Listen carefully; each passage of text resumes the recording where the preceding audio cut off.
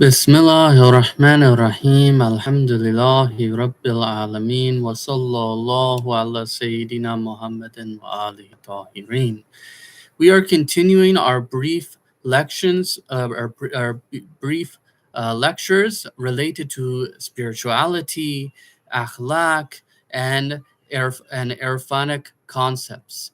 So, in the last lesson, I was talking about how to worship Allah out of joy. And I mentioned a hadith and talked about the topic about how we must make our desires and our nafsul amara under the amir, under the leadership of akal, of the intellect. And that akal, that intellect, obeys Allah and recognizes Allah the Exalted. If you want proof that the Aql does that, you can go to the very first hadith in Kitab al-Kafi, volume 1. That hadith is authentic hadith, and that explains to you the role of intellect and the very important features of intellect. If you sit and you reflect on it, it'll become very clear whether it is metaphorical or literal. That's a discussion among scholars, but this hadith is very beneficial to understand what aql is, because some people may misunderstand what intellect is. If they have some kind of intellectual things should direct us towards Allah the Exalted. It should recognize Allah the Exalted. That is true aql. That is true intellect. That's what intellect's main function is. So this is a very important hadith that you could refer to and ponder on about the role of intellect or aql from the narrations of Ahlul Bayt alayhim salam. So today's lecture, we're going to talk about ideas. We're going to have present some ideas about ideas being an influencer on emotions, thoughts impacting emotions. We have emotions, feelings, and then we have thoughts and ideas. So ideas, they produce emotions.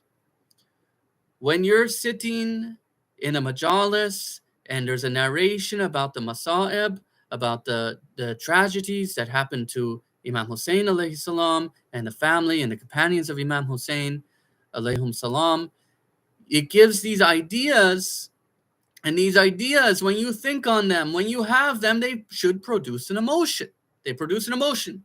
Or if you have a loved one and you have a worry about them, or they get seriously hurt, or something happens to them, it produces an emotion. Something sad happens or something joyous happens, it influences your soul to produce emotions.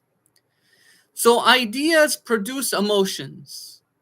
Thoughts impact souls. When we think about something, it will have an impact on our soul. If we thoroughly think of something, we may understand and realize something at a different level, and that may change our whole worldview. Think about this example. If somebody is ignorant to the existence of Allah the Exalted, they haven't thought about it. They walk around aimless in ghafla, not realizing that Allah the Exalted exists. One day they think about it a little bit. All this creation has design and pattern, and everything needs a cause. Every effect needs a cause, and it occurs to them in their thoughts. They realize, therefore, there is a creator. It's certain, due to an intellectual method, that there is a creator, that there is a designer, that there is an organizer, and that organizer, that designer, that creator is Allah the Exalted. Knowing this, having this thought will impact your soul, will influence your soul. Now your worldview may change. Or realizing there's a hereafter through thoughts about it. You think and you understand that there's a hereafter. There has to be a day of judgment. This will impact your soul and your worldview. It should impact in your soul and your worldview so much now where you can be conscious of that you will be accounted for your deeds in the future. So ideas produce emotions, thoughts impact souls. To serve Allah the Exalted with joy, if we want to serve Allah the Exalted with happiness, with joy, we have to then impact the soul the right way. So, okay, we can say, okay, when we have ideas, it impacts our emotions. When we have thoughts, it impacts the soul. Now we want to worship Allah with a bit of joy. We want to be a bit happy in pleasure of obedience to Allah the Exalted. So how should we do that? We must find the right ideas and right thoughts to impact our soul. So whenever we have an understanding, a worldview, an idea, a thought, it may produce emotions related to that idea. So we have thoughts, ideas, understandings, and then we have the relation to that idea. Then we may have emotions which are related to that idea. Like I said about about what happened in Karbala. This story, the authentic version of this story, should have an impact on your soul. So this should produce emotions. Now, of course, sometimes people use fake things to impact emotions. It's a way of it's not a right way. It's a wrong way actually to narrate fake stories to impact people's emotions, because they're aware that if you give an understanding, if you give a thought, if you portray something, it may stimulate a person's emotions. So we have to be careful. We should be looking for the real, reliable things, of course, and real, true things, and those things should be enough to affect our emotions. They should be. If they're not, then there's something wrong with our soul. It's hard. It's hard that it's not realizing this at least a minimal level. So whenever we have an understanding, whenever we have a worldview, whenever we have a thought, it may produce emotions related to that idea. So we have the idea, and then we have emotions related to that idea, that thought, and that worldview. Hence, it becomes very important that we align our thoughts to what? We align them in God consciousness, in ma'rifah of Allah the Exalted, in awareness of Allah the Exalted, in recognition of Allah the Exalted and His authority. That we align our thoughts and our ideas in good directions and in fear of Allah the Exalted. So you can imagine our mind or our soul as if it were a pool of water. So you have a pool of water, and you can imagine that your mind is like this, like a pool of water. One's thoughts, when you have thoughts, when you feed that, put things in that pool, whether they be filthy or clean, they will impact the water. Like if you take a gallon drum of ink, it's going to, and you pour that in the water, it's going to mess with the color of the water. You have algae or things like that in the water. You put chlorine in it, you mess with the water. So when you have this pool, and now what you put in it, whether filthy or clean, it may impact that pool, or may impact your mind. Now, whatever Allah has mercy on, He protects us from. But if we feed it with junk, we feed it with filth, we feed it with unclean water, najasat water, in a metaphorical sense, we're going to dirty up and filthy up our minds. So one's thoughts, whether they be filthy or clean, they will impact the water. Just like a pool gets filthy and one will clean it. And they will treat that water when it gets filthy. They'll clean it, they'll treat it. So in the same way, we could use that as a metaphor or as a parable, that we must clean and maintain our soul. We must clean and maintain our minds, our thoughts, our ideas, our worldview, and make sure that it is in line with haqq, with reality, with submission to Allah the Exalted, with love of Allah the Exalted, with God consciousness. even though a passing thought are not necessarily prohibited, right? So like, I'm not saying that if you have some kind of waswasa or a nafsi passing thought that you have to move against and not follow. I'm not saying that that's, prohibited on you. It's not necessarily prohibited on you. It's what's prohibited according to the fiqh school of the Shia scholars is you're doing evil actions, right? So a passing thought, a waswasa or something, this may be excusable. If you have a thought of eating haram meat, and it just passed, you didn't listen to it, you didn't go do it. Okay, you didn't do anything wrong. But if you had that thought and then you went and you bought the haram meat and then you ate it, now that is haram. That is what is considered as prohibited. But things start in thoughts, so you have to be careful. So one can direct and develop their thoughts. They have to be careful. You have to try to clean this area up, because this is where it begins. This is where you're taking that water to clean to go drink or clean other things. You're taking it from this pool that you have filthied up.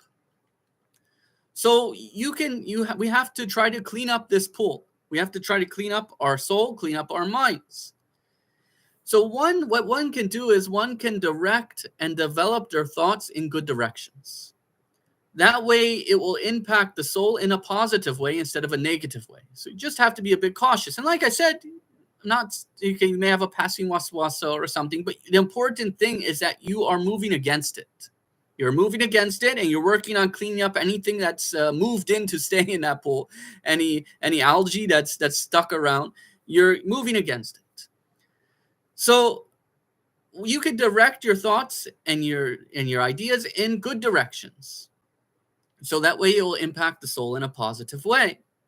Similarly, if one develops their thoughts into negative, bad directions, those negative, bad directions, those negative and bad thoughts, they will impact their soul in a negative way, such as with irascibility. So irascibility